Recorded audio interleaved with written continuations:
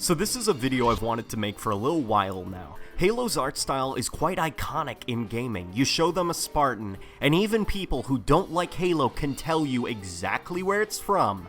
You show them the energy sword and people can tell you exactly where it's from.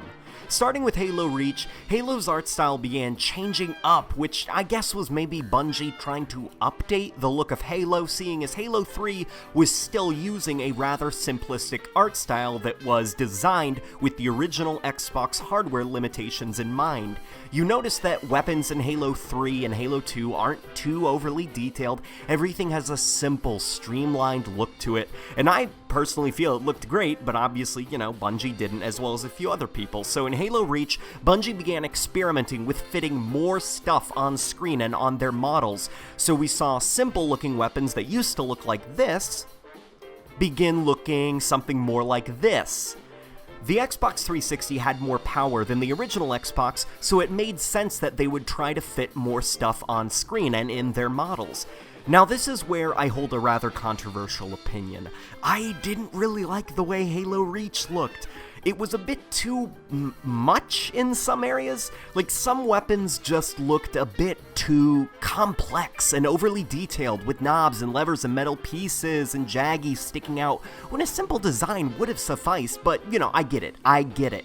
It's just Halo with more detail. The Spartans we know and love just had belts of shotgun ammo across their chest, as well as knives and other things decorating their armor. The classic assault rifle now looks a bit more augmented, and with what appears to be a detachable ammo counter, maybe possibly for some interchangeable sight for the assault rifle. Elites now appear to be more muscular and thuggish, to my disapproval, and what was once holy vestments and beautiful monastic armor with very simple designs now look more industrial with smears and pipes on them, and they look more like rugged and worn combat armor out in the field. Sadly, with Halo 4 though, I feel like the many issues I had with Halo Reach's art style only continued to grow and become worse. While Halo Reach had an iffy art style for me, it was still more along the lines of just like small nitpicks, things, I could get over. It still looked like Halo, it just had more stuff on everything. But Halo 4, sadly, I can't give the same break because it began to not look like Halo. Now that's not to say that everything in Halo 4 doesn't look Halo-esque, because some things do. For example, the interiors of Forerunner monasteries and temples look great in my opinion. They look very faithful to Bungie's designs, just a bit more polished with lights all turned up to maximum. If I could give some advice, the Forerunners didn't just use blue and orange lights and silver metal.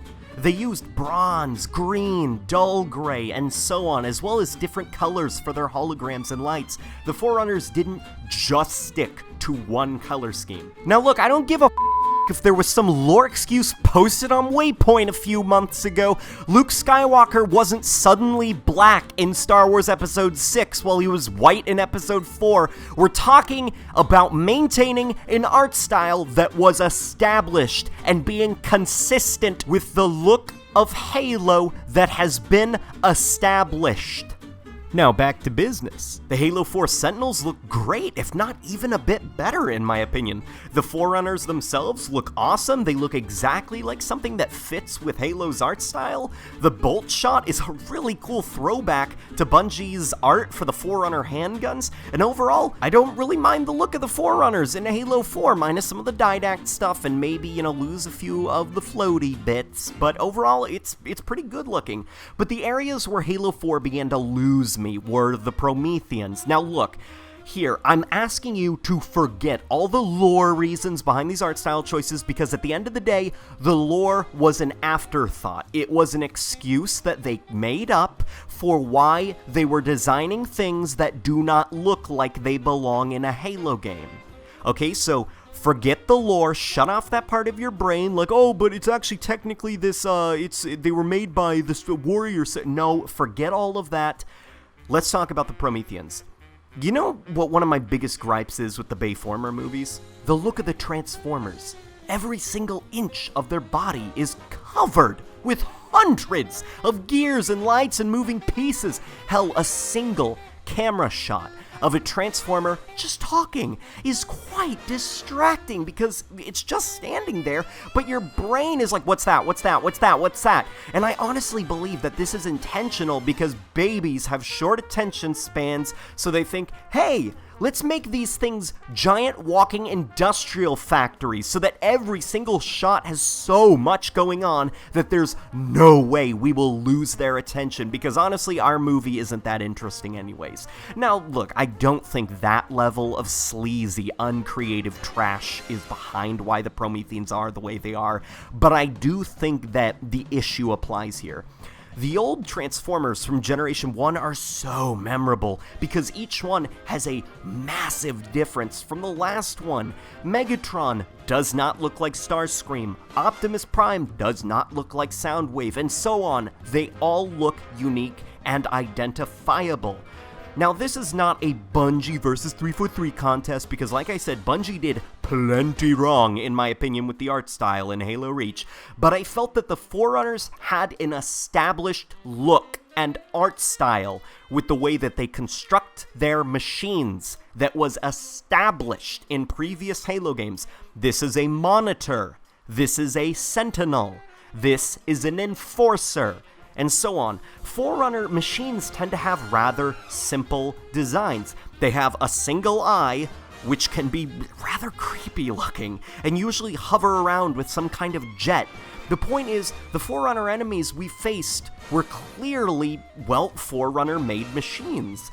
Now in Halo 4, we saw what was apparently always around. You just managed to never see them during Halos 1 through Reach, but now we see them in the form of the Promethean war machines. Now the Promethean Knights I can understand because they're not Forerunner constructs, they are built from humans. But we look at the Crawlers, and the Crawler isn't a once human, now angry war machine. The Crawlers were just built in the same way that Sentinels were built. The Forerunners made these. Also, they apparently created them for the purpose of fighting in wars and purging flood outbreaks just like these guys? Hey guys, see this tank? Well, the US Army just revealed its next model. Here! Do you get what I mean? It looks out of place as something that the Forerunners would actually build. I can't picture a Crawler with its animalistic screaming and claws running around on all fours during the events of Halo 2. And the Watcher? What the hell is this thing? Why does it have tiny legs and a baby face? Look at it, it's a tiny man in a booster seat with giant fairy wings. Why? Why did this thing need to have a tiny baby face? It's a machine, built in the same way monitors are built, or in the same way that Sentinels are built. Why did it need tiny dangling feet? Let me show you something. Imagine if the Watcher looked more like this. It looks more like something I could see fighting alongside a Sentinel or Enforcer because it looks Forerunner. It looks like something that follows the Halo art style. Now look, the Watcher looks like a really cool Mass Effect husk from some random species in Mass Effect, but sadly it doesn't look like something in Halo. And now moving on, the Halo community has pretty much made it clear we do not like the new look of the Covenant. From the scary goblin creatures that the Covenant have replaced all of our beautiful grunts with. And by the way, don't show the grunts' mouths. It looked kind of cute the way the grunts have these little baby pacifiers in their mouths that act as breathers. And is that up your nose? Ew! Ew! Don't do that to the grunts! And how the elites are more thuggish, ungraceful, and monstrous than even the brutes. I mean, their voices are more unintelligent and bassy than the brutes. The Envoy are resisting. Throw the Envoy out the airlock. He's not meant for the jails. The higher-ups have something special in mind. The UNSC also seemed to have done a complete 180 from looking really cool, really gritty with their army greens and camos. Hell, it looks like the kind of stuff my dad used to come home from work in when I was a kid. These are relatable looks. They are Earth looks. We recognize it as a military art style. The familiar looking weapons, familiar looking equipment. Now look, I was told that the massive redesigns are due to them trying to distance Halo from its original art style because of the common "Halo looks like a kid's game" insult that Call of Duty and Gears of War fanboys used to give Bungie Halo games back in the day. But the solution isn't to make your UNSC look like Killzone rejects that wear dorky Nerf armor. If anything, it makes Halo look more cartoony. Why not try going back to the gritty, real look of the UNSC?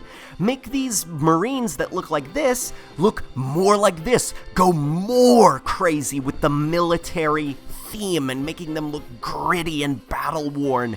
And don't copy Killzone. You never want to make your game look like Killzone. Even Killzone wishes it wasn't Killzone. Now, Halo Wars 2 is actually doing a lot of things right with its art style that's making me very happy. And maybe this signals a positive change, that they've heard us. We don't like this new art style.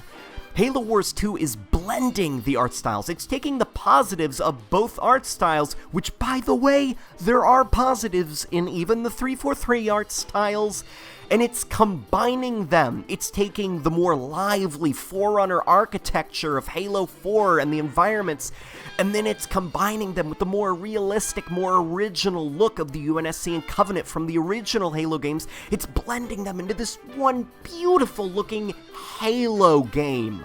The Banished are actually the first example of 343 attempting to make a true Halo enemy without redesigning it into oblivion to the point where it looks out of place in a Halo game.